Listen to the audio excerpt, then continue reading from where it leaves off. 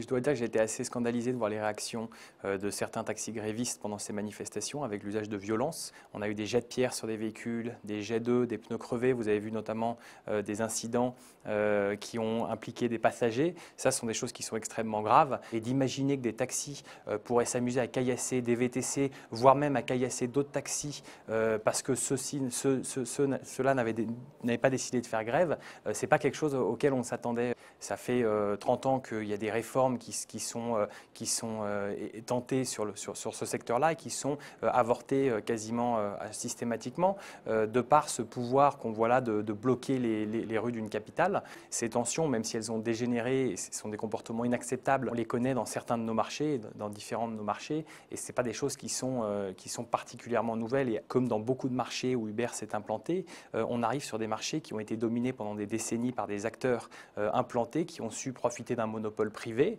et qui finalement se voient bousculés par des sociétés innovantes. Je vais vous donner un exemple très bête.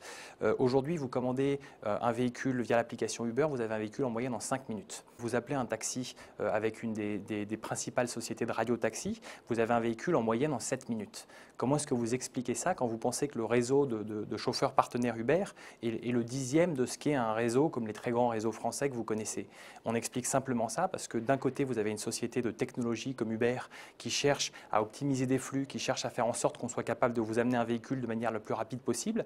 Et puis à côté de ça, vous avez un système qui n'a pas bougé depuis 40 ans, dans lequel finalement vous avez des chauffeurs de taxi qui rentrent dans des zones, qui sont mis sur une liste d'attente comme à la poste, et puis à qui on dit bah, tiens, la prochaine course est pour vous. Et comment se fait-il que vous pouvez être dans la rue, commander un taxi G7, vous avez des taxis G7 disponibles pas loin de vous, et puis vous allez avoir un taxi qui va arriver, qui va mettre 10 minutes à arriver avec un compteur d'arrivée de 10 euros. Le sujet évidemment ne dessert pas forcément l'image de notre pays. On ne parle pas d'un épisode spécifique au taxi, mais on parle de plusieurs épisodes qui se sont passés au cours des derniers mois et qui finalement montrent qu'il est parfois très difficile de faire du commerce et du business en France.